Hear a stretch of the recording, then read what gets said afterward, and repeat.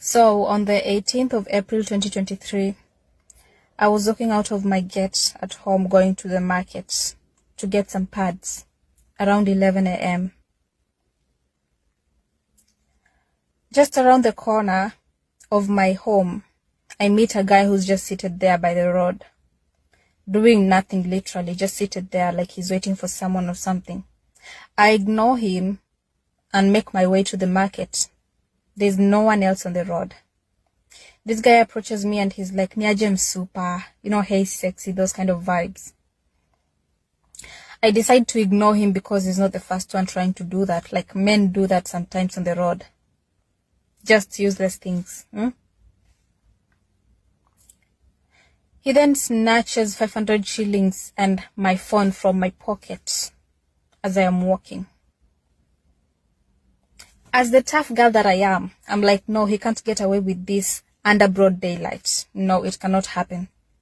Tangulini, since when? I can't let that happen. So I decide to struggle for the phone with him, and I'm like, give me back my phone. This is wrong. Just give me back my phone and fuck off, So we struggle for the phone, and the guy is trying to get rid of me, but at some point, it's like he changes his mind. This guy is actually light-skinned, skinny. He's got a hashtag tattoo on his arm, and he had an order anyway. Let's not talk about that.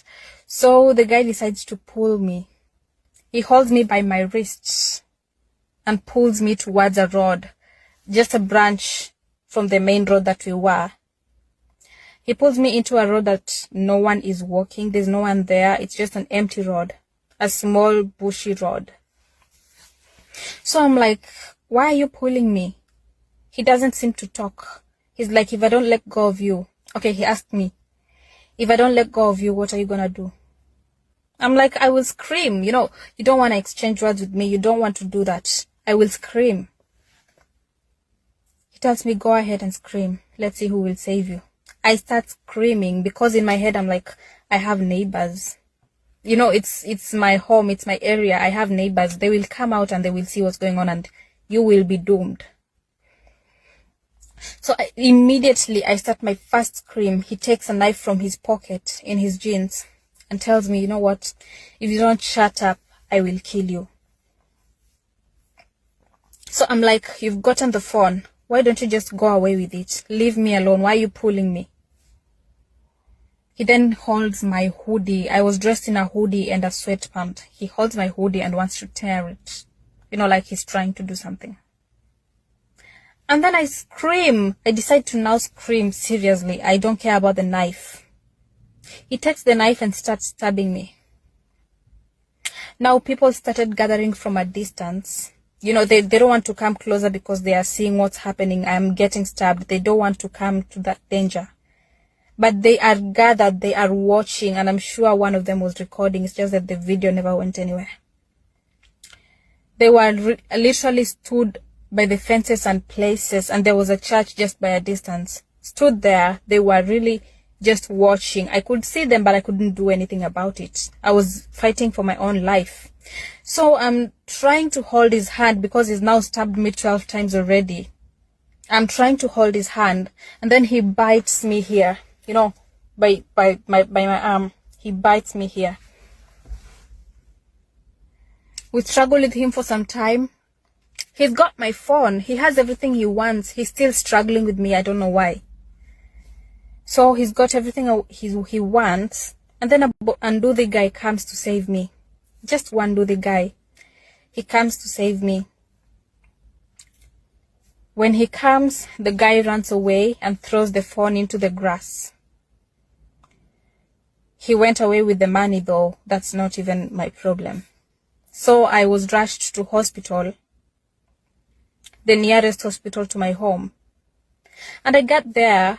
I am bleeding, literally bleeding. This is my neck. I was bleeding. This is dangerous, and I just didn't die because the knife was blunt. So I was bleeding from my neck. I was bleeding from my chest. I don't know how many of them. I have a scar on my thighs, on my chest, on my neck. You can see them. This is, can you see that? He was trying to aim for my veins, but he couldn't. He got it here. He was trying to aim for my veins. He was trying to aim for that particular vein there, but he couldn't. You can see that, the scars I have from him. Yeah, I think that's kind of visible. That one as well. That's still swollen till today, 2 years ago. And there's another big bad one here. The biggest one here.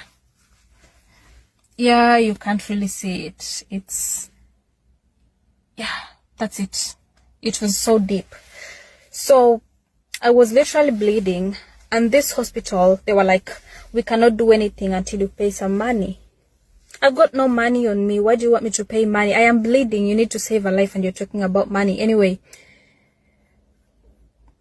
then the guy decides to pay for me. I think it was 700 shillings. They were like, if you don't pay 700 shillings, nothing's gonna happen.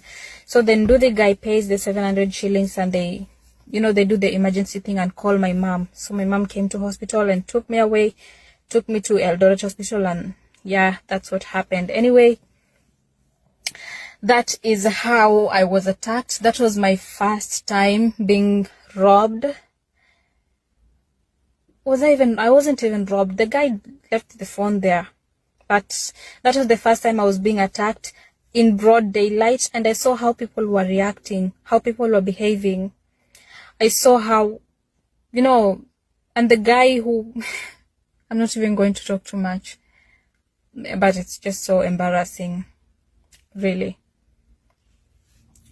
And hospitals, it's, guys, let me just tell you one thing. Since that particular day, I have never been so secure walking alone, even here in England. I know these things don't happen in the place I live in England, because I live in a village here in England. I live in Worcester. It doesn't happen here. You won't hear that someone has been... It happens in Birmingham, but not in Worcester. So I still feel insecure. I can't walk. I can drive alone, but I can't walk alone. I mean, that's crazy. I can't walk alone. It's been like traumatizing, and today is just like 2 years ago, and I feel like I have the courage to tell the whole story. Otherwise, like back in the day, I would just tell half of the story, or I'll just give you biased information because I'm not so comfortable with telling you everything, To other people, it just looks like I was just being stabbed, like you were just stabbed and yeah, you healed, so what is the big deal? But to me, it's something. This is scars. I was actually going to die if that knife was sharp, or if I was not wearing a hoodie. I was going to die if I was not wearing a hoodie, or if that knife was sharp. Oh God.